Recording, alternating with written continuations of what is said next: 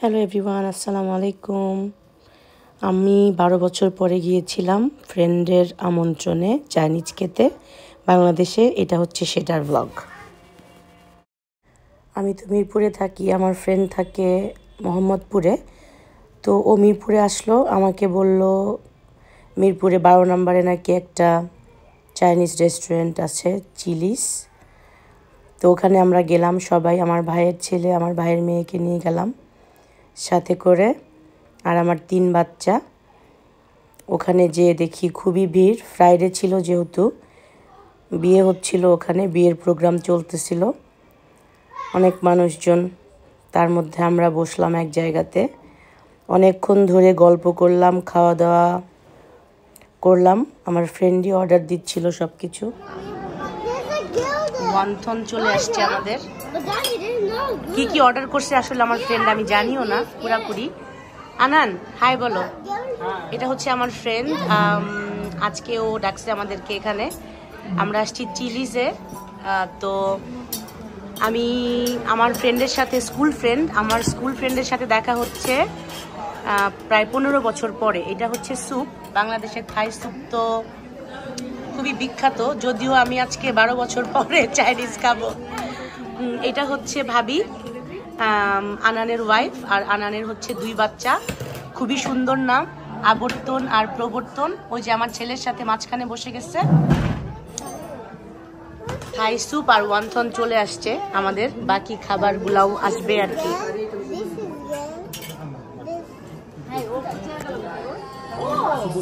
না না, আমি বলতেছিলাম ওকে একটুখানি সার্ভ করতে আর কি। আমরা এখন ওয়ানথন আর হচ্ছে থাই স্যুপটা ট্রাই করে দেখি।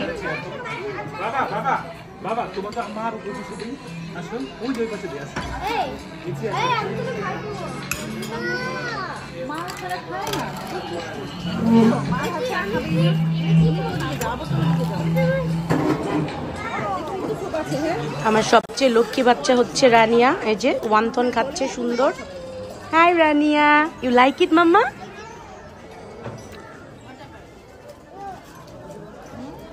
জাইদু তুমি কিন্তু খাচ্ছ না বাবু।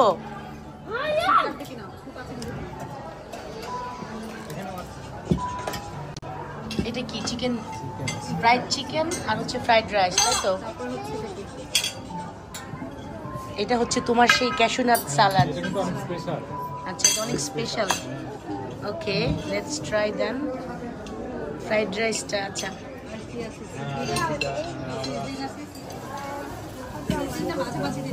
এটা কি?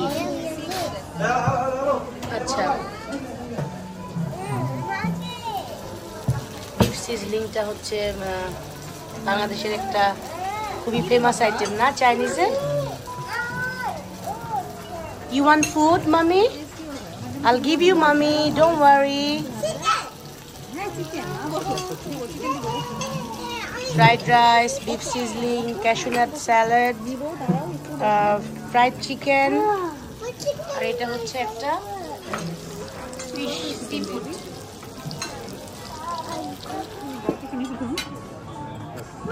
হোল ফিশ, এটা মনে হয় কোরাল নাকি? গ্রিল এটা?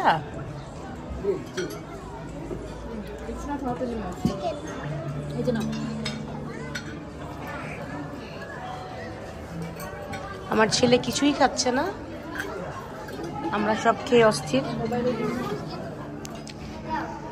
আগে যখন চাইনিজে আসতাম এগুলা হচ্ছে বাটির মধ্যে করে দিত, এখন ছোট ছোট করে ফেলছে দেখি প্যাকেট। এটা খেয়ে আবার নিয়ে যেতাম বাসায়।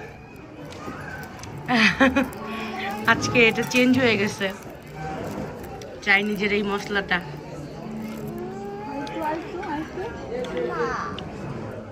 এই তো খাওয়া দাওয়া শেষ করে এখন বাসায় যাওয়ার সময় হয়ে গেছে। অনেক বছর পরে ফ্রেন্ডের সাথে দেখা, অনেক গল্প করলাম, খুব ভালো লাগলো, সুন্দর সময় কাটালাম। আমার বাচ্চা, ওর বাচ্চারা খুবই আনন্দ করলো, এটা আরও একটা ভালো বিষয়।